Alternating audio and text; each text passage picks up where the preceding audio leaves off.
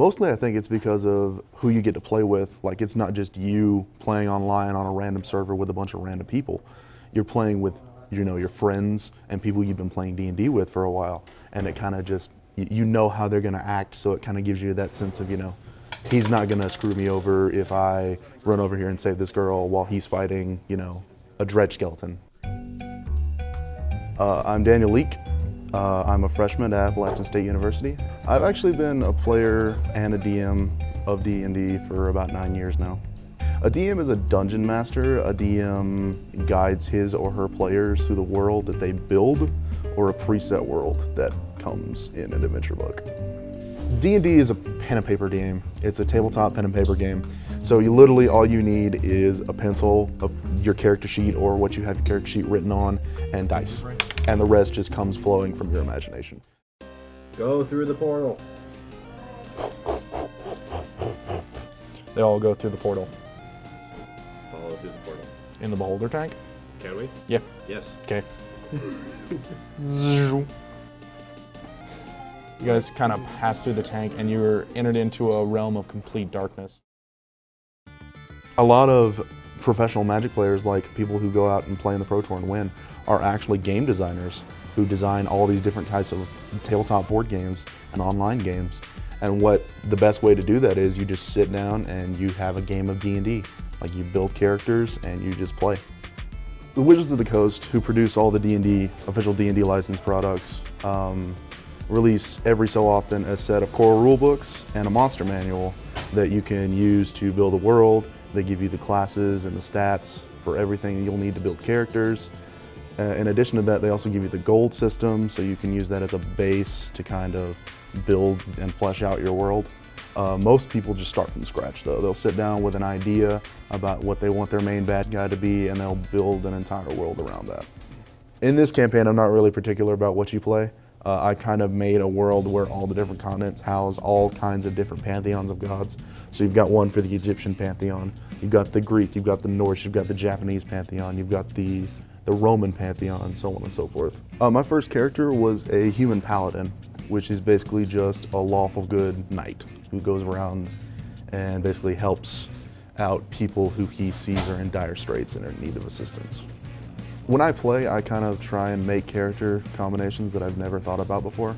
So for example, I could make a dragonborn wizard, or I could make a tiefling rogue, or even a gnome paladin who is a 4 feet tall person who wears like 80 pounds worth of armor. I made a monk who only fought really well when he was enamored. So I was basically a drunken fist monk. And I would just look over the DM and just pick up my D20 and I go, roll to get hammered. And he goes, yeah, you're so hammered, you like stagger. And I'm like, this is good. When you put, time and effort into a character and you level up with the character, like you see your character grow, I think it's sort of like the internal parental instincts in everybody, that it's like watching your child grow up. You're very proud of all their accomplishments, and since you're playing them, you're obviously disappointed in their downfalls, but just building your character, I think D&D kind of helps to build some people's confidence. Like, if you don't have the best confidence in the world, just find a group of cool guys to sit down and play a singular night with, and I guarantee you will have a higher confidence than when you entered. Just the fly? No. Normally, if you have more people, it takes a lot more time to flesh out the story and move the campaign along. As we learned in our other session, we've got 6 people, or no, it's 8 now. We've got 8 people, and it just kind of just drags on. We only get like maybe 1 or 2 things done a session. But I find with like 4 to 5 people is the sweet spot, because you give all the characters enough time to shine, but you don't have to wait for all these characters to finish their dialogue, so you can keep going with what you need to do. Well, I love Magic because it's what I do to make money. D&D is sort of like my game that I used to blow off steam, but they are very similar.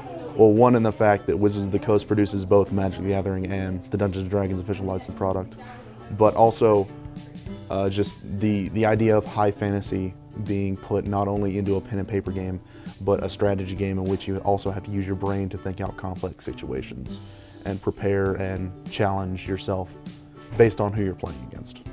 I enjoy the colors blue, black, and white, mostly because I am a control player at heart, and for all the tournament Magic players out there, as well as casual Magic players, you'll know what I'm talking about when I say countering spells and killing their creatures long enough for you to stabilize the board and play a giant creature that they can't deal with and win the game is probably my favorite feeling in Magic.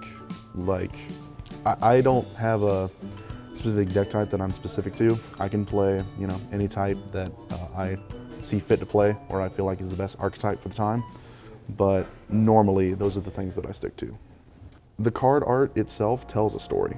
Like, the Magic card art itself tells the underlying story of the Planeswalkers and their battle against all the different things in the multiverse that are causing havoc and wreaking havoc.